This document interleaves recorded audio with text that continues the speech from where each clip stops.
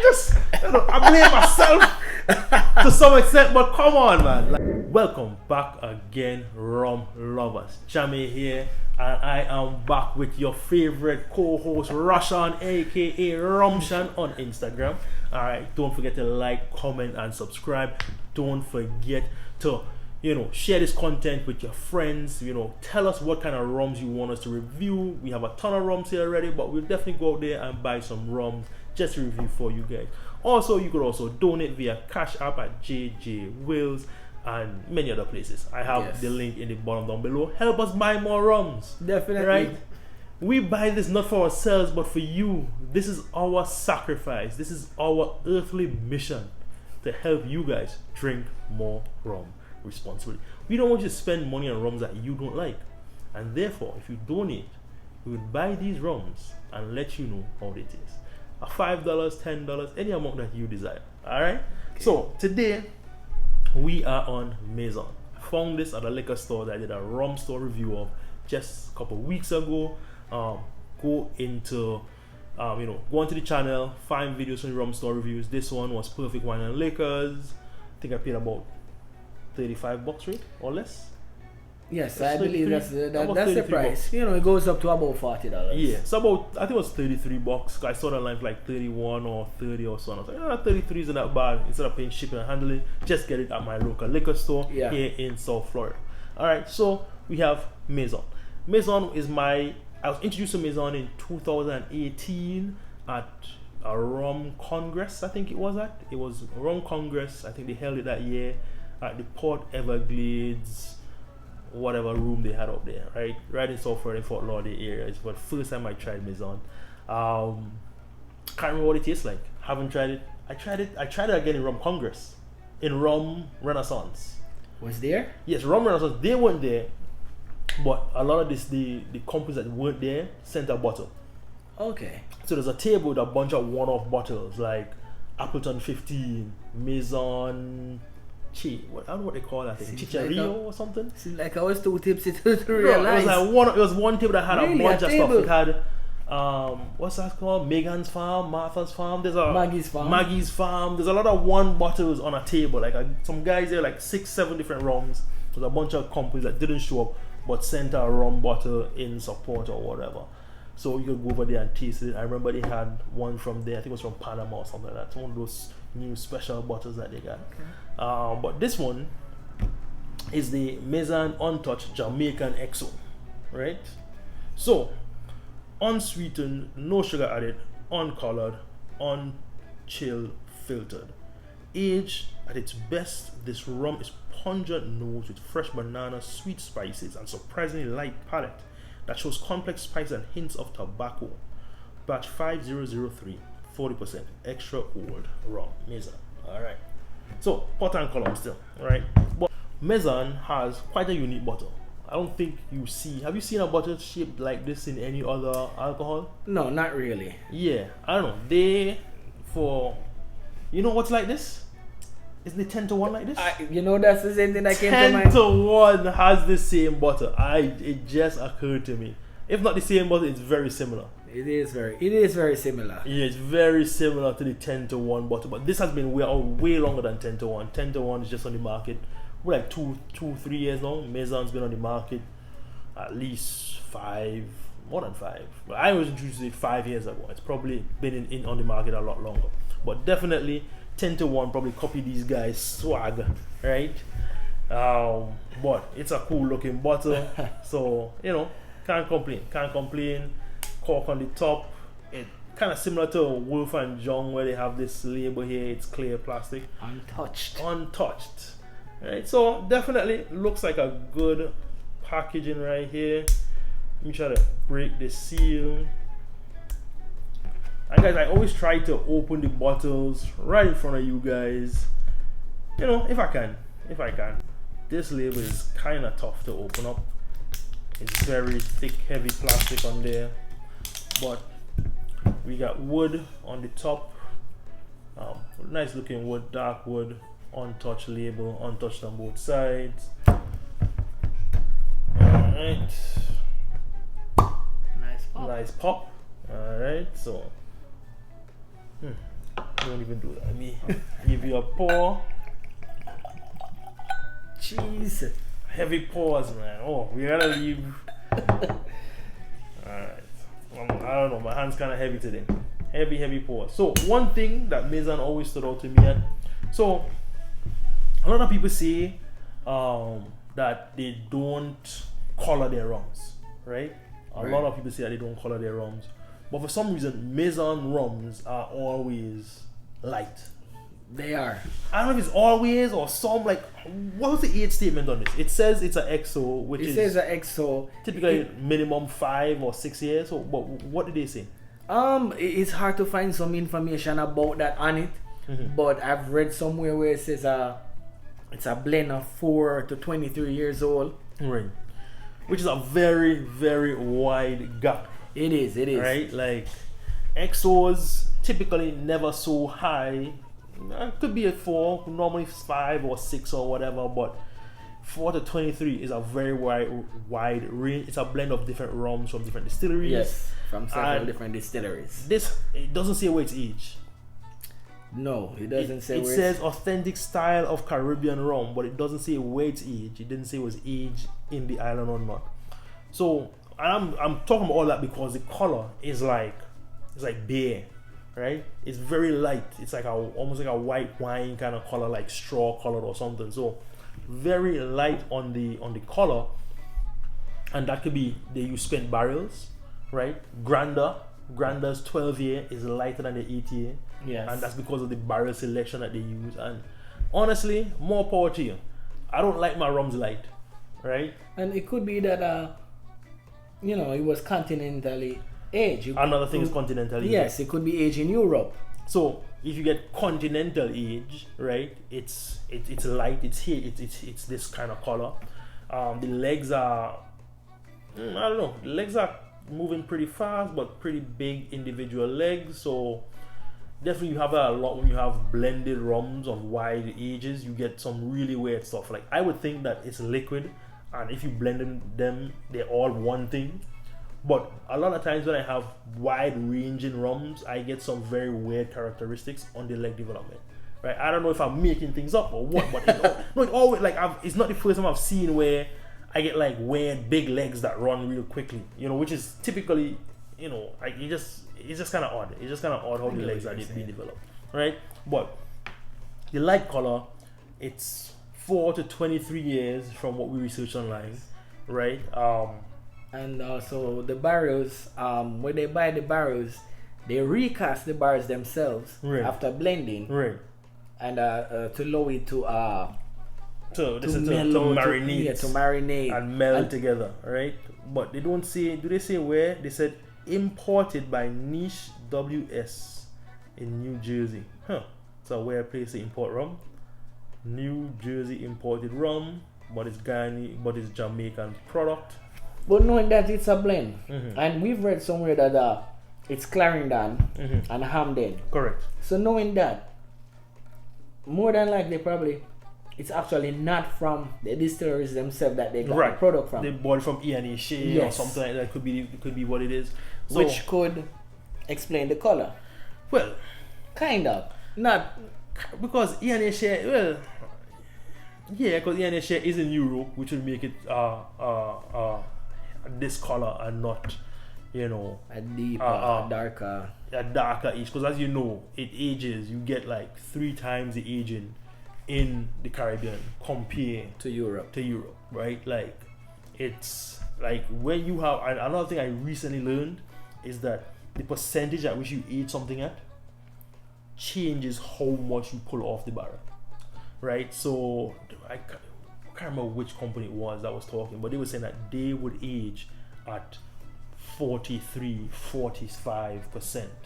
Was it St. Nicholas Abbey? St. Nicholas Abbey. So I was just listening to RumCast. So RumCast, guys, check them out. They got some really interesting long form interviews from different distillers, and they had interviewed St. Nicholas Abbey's owner, and he said they age their rums at like 45% or something like that. And he said when you age at that percent, you get less leaching of the barrels, and you also get less evaporation of the barrel because the alcohol evaporates faster, right, than the water itself because it's an easier, lighter boiling point, right? You get less angel share. One, I think they're in the hills, right, which is a few degrees lower, but also they had the rums that's low proof that they get less angel share.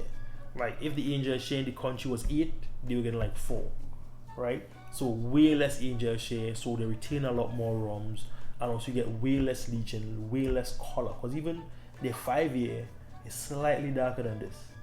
And in most other countries that are in the Caribbean, like Trinidad or Guyana or any other place, their 5-year is pretty dark.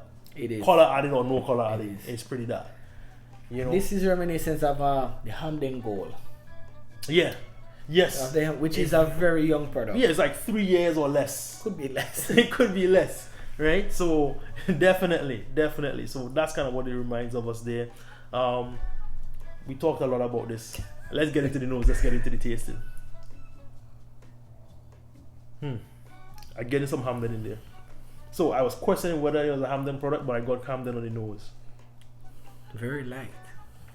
Light, but you get hit by that sweetness. That nice estery bouquet hit you immediately. A bit hot on the nose. Yes. Pretty hot. I'm tearing up, right? It's making me cry. It's like a romance novel right here.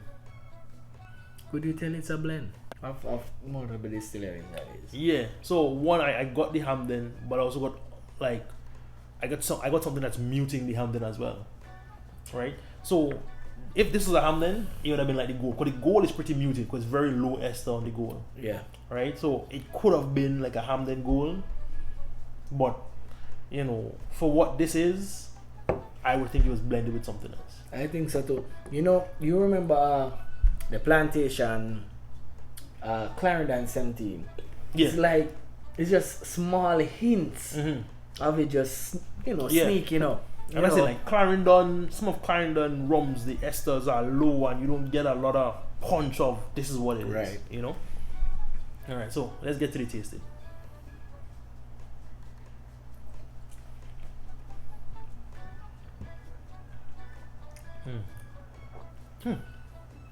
Very unique flavor. I don't know what that is. Very unique. It is. I don't want to take a second sip. I really want to figure out what it is. It's like a odd candy note. It doesn't scream Hamden, doesn't scream Clarendon. I don't know what it's saying. I'm surprised. This is not what I was actually expecting. You know, because I've read that it's kind of I read a Wedderburn style ester type, which is like I think 200 and something. Yeah, but I could see Wedderburn. Wedderburn, yeah, because it's not just the Wedderburn style. I've tried the Wedderburn from Jamaica, from Clarendon, and it does give me this drying.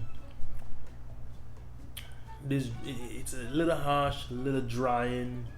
It more gives you mouthfeel and taste.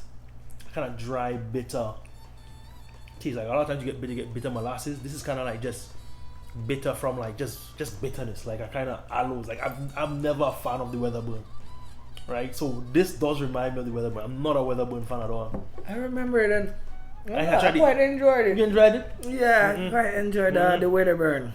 I'm not a Wedderburn fan.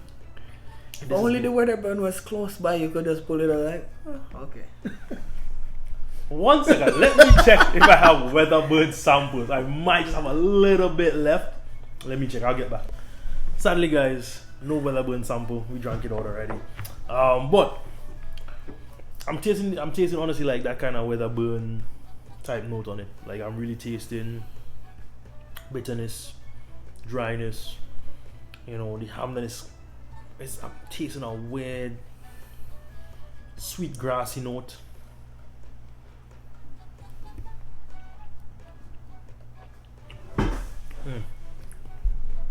Yeah, it's like a sweet honey maple type note, and grass is the dominant flavors.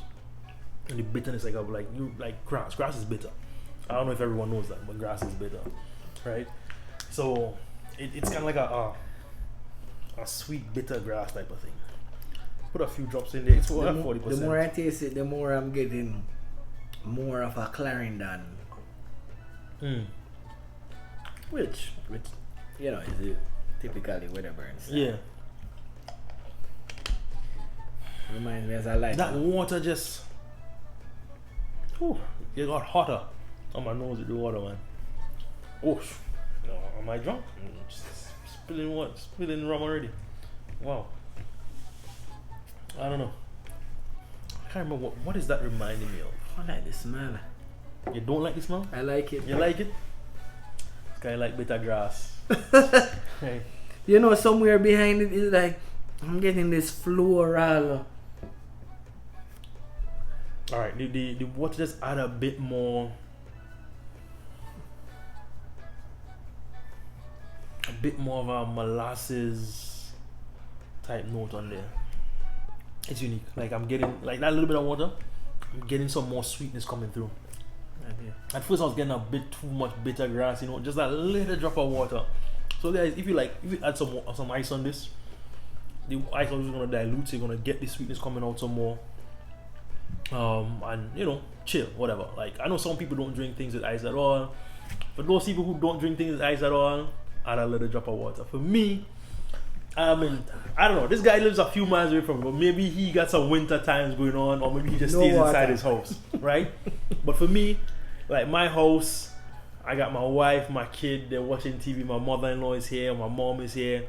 I just like to sit on outside and have a drink. And at 90 degrees right now, which most times in night time, the lowest is gonna get like 85. Yeah, that's true.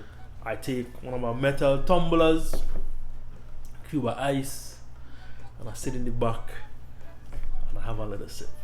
Alright, like that's just like, to me, if I'm inside and it, you know, like inside, cool, I could just sip, no ice. But if I'm outside in the heat, man, it's nothing better than having a little ice. But honestly, it's getting better. It got better with the little drip of water for me. What about you? It has gotten better. Yeah, it got better. Like it really needed that drop of water. That one drop. It's just funny to me. That one drop, it tamed it. It transformed it. It's like there was some sort of bitter grassy thing just holding it down, and that drop just made it like the sweet honeyness. That it just kind of got a sweet honey vibe, a sweet like maple, like just subtle, soft. A lot of just some subtle sweet notes just came on it. Almost like, you know, like a little condensed milk was dropped. Getting like a cookie smell. Yeah, it changed. Yeah, almost like a sugar cookie, something something like that. Like it transformed, like legit. Like you saw the amount that I put in there, and that little triple really like changes up. So, good rum. Mezan, the untouched rum, blend of Weatherburn, we believe, and some Hamden, right? Yeah. Hamden not so much. The Clarendon really shines through. Yeah, the Clarendon shines more than the Hamden. You know, I'm a Hamden kind of guy, so it's a bit disappointed that there's more Hamden in there. But that little drop really, I don't know, I felt like that sweetness was all Hamden. Maybe just because I am biased towards Hamden, right? I'm telling you my honest opinions, but honestly, good blend. That one drip of water was really good.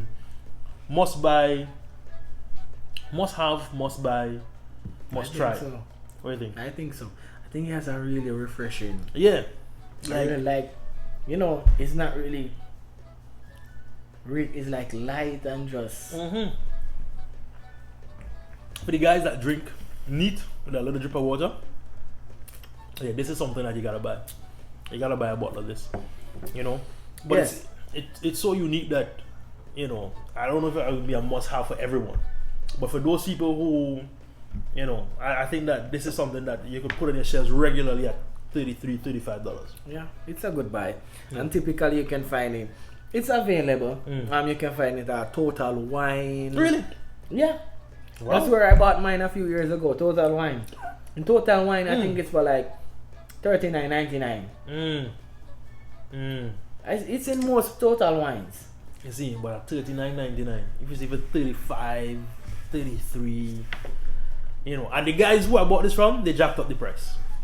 Didn't they jack up the price? Yeah, they did. Okay. So I'm gonna have to go back there and do a new video. The new prices at Perfect Wine and Liquors, because the old price I gave you does not exist anymore. I posted the video and these guys, price went up. You know, they thought they were celebrities, right? No, you know, you gotta charge celebrity prices, apparently. But Mezan at $33, must buy. At $39, I don't know. At $39, would you buy it? $39, $40? I would buy it to try it. Yeah. But since now I've tried it, yeah, you're gonna buy it. Would I buy a second bottle? Maybe I would buy a second. I would buy a second bottle. I would. A third, I'm not sure about that. I don't know. Like for me, it's unique, and so you guys know, big on the Appleton 8, been drinking it all year. But I need something to supplement, you know. So what I do, I typically mix a little something else in my Appleton 8 to refresh the flavor. Like on my Appleton 8, I get it pretty cheap. But for the regular person, it's a similar price point at 30, the low 30s to Appleton 8. I guess because I bought it for $40, that's why my whole, you know, the whole perceptive change about it. No, maybe if I got it for the same price that you said, in the lower 30s, then, you know. Yeah. No, because $10 make a world of a difference. Yeah, because I saw it online for like $31. Like I looked it up before I went to the cash register. I've seen it places for $23. Wow. I can't say though. I won't say. But yeah, we can't let people blow up with spots. You know, like I put out a couple videos telling you guys where to get rums, and sadly some of the repercussions of that has been, you know, not to the best, right? So things been going wrong. People been upping prices. You know, I tell you guys, and you guys just buy out everything. So for spots that have, you know, rums that I really want to get for myself, I can't let you guys in on that secret as yet, right? So maybe a couple months down, when I get what I need, I'm gonna let you guys in. Right. But I definitely found another liquor store that have some rare stuff that you guys I wanna hear about. But you know, after the end result of that video, with the prices being jacked up and you know people. You know what? Maybe you should make a video about that. I am gonna make a video. Go interview the employee. So I wanna go back. I wanna go back to that liquor store. I don't know if they wanna give me the full story on tape, right? But I'll go back to that liquor store and get some info on what went on. You know, a small summary. Yeah. You know, the bottle was what, $30? I think it was $33 or so. And they jacked the price up in 1 week to $60. What, 60? How much I said I paid? I don't remember. It was the regular.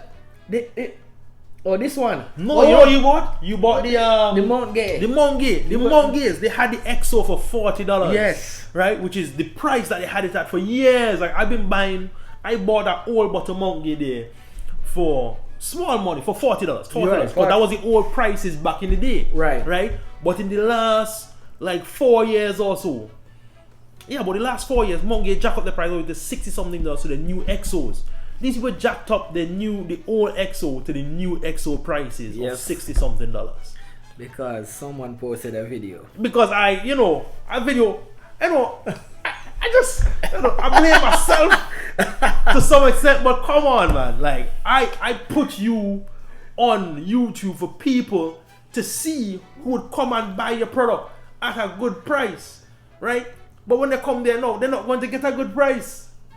So, you know, I don't know. So we have to investigate a bit more to make a video and give it, because it's more to it. It's not just you guys going there and buy it and then it jacked up. Exactly. There's more things that happen behind the scenes, but definitely, you know, that was the one store so far that really kind of just made me feel like I shouldn't be making these videos, you know. But I really want to put you guys onto places and the products that they have. You know, so it makes it easier. Like, you know, I drive around, I do that stuff, but I make content, so it helps me, you know. But definitely want to help you guys by giving you places that you can find some good rum. I recently found the Meza. I don't know the D silent or the Z silent. It's DZAMA. It was one of the samples I got from Flagger. My first ever video, right, was a sample from Flavia, and I found they had like 3 different ones in a liquor store close to me.